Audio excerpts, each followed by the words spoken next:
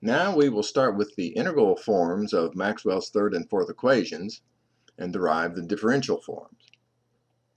In the lower left corner we have the integral form of Maxwell's third equation, Faraday's law of induction, which states that a changing magnetic field will create an electric field, and the induced voltage in a loop of wire, given by the contour integral on the left side of the equation, will equal the rate of change of magnetic flux that the loop encloses, given by the right side.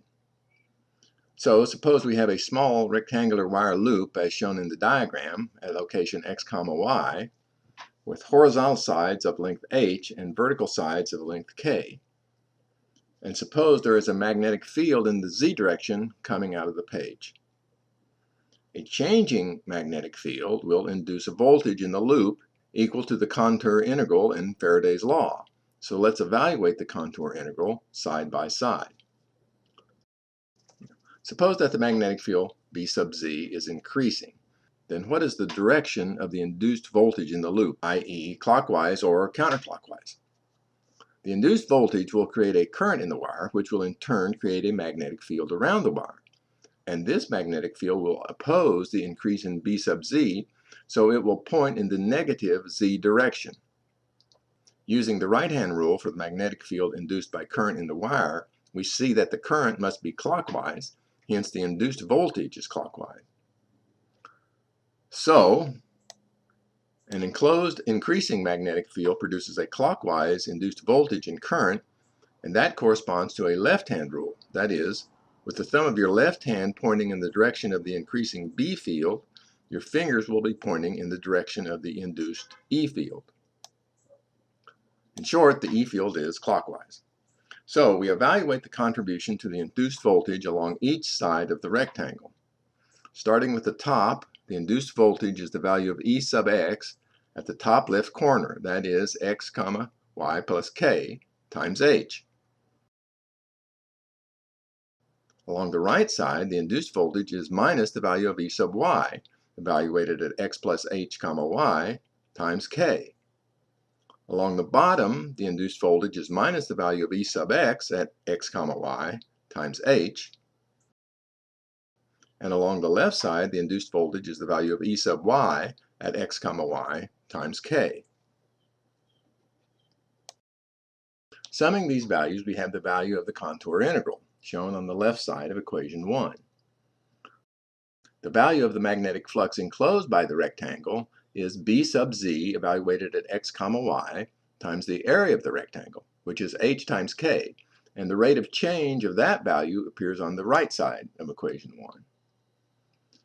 Dividing both sides of equation 1 by the area of the rectangle, h times k, gives equation 2. And taking the limit as h and k approach 0, we have a differential equation corresponding to Faraday's law of induction for an increasing magnetic field in the z direction. We will extend it to the other axes in a moment. Note that we can rearrange the equation as shown at the bottom of the page. Now we turn to Ampre's Circuital law, which appears in the bottom left corner of the slide in integral form. The diagram shows our infinitesimal loop of wire, this time enclosing a changing electric field directed along the z-axis, that is, straight out of the page. From the right-hand rule for the magnetic field generated by a current-carrying wire, which also holds for an increasing E field, if the E field coming out of the page is increasing, the generated B field will be counterclockwise. We will evaluate the contour integral on each side of the wire loop. Along the bottom, the value is B sub x at x, y times h. Along the right side, the value is B sub y at x plus h, y times k. Along the top side, the value is minus B sub x at x, y plus k times h. And along the left side, the value is minus B sub y at x, y times k. Adding these values gives the value of the contour integral, which appears on the left side of equation 1. The first term on the right side of equation 1 is mu sub 0 times the current flowing through the loop, which for us will always be 0, and the second term is mu sub 0 times the rate of change of electric flux enclosed by the loop. Dividing equation 1 by the enclosed area, h times k, gives equation 2, and taking the limit as h and k approach 0 gives the differential form of Ampere's Circuital law for an increasing electric field in the z direction. We will extend it to the other axes in the next slide.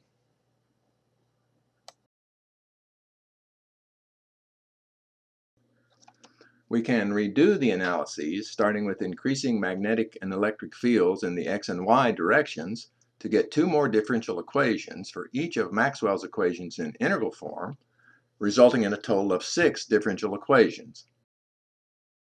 And these 6 differential equations are shown on the slide. This is the three-dimensional form of Maxwell's third and fourth equations in differential form, written in component notation.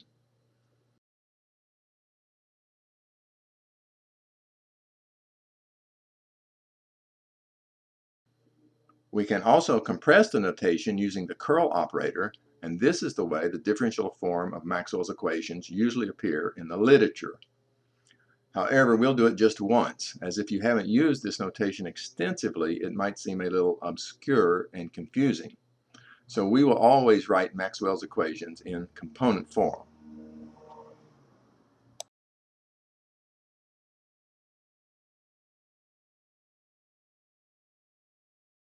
The assignment is to review Maxwell's equations in integral and differential form. We'll begin computing in the next video.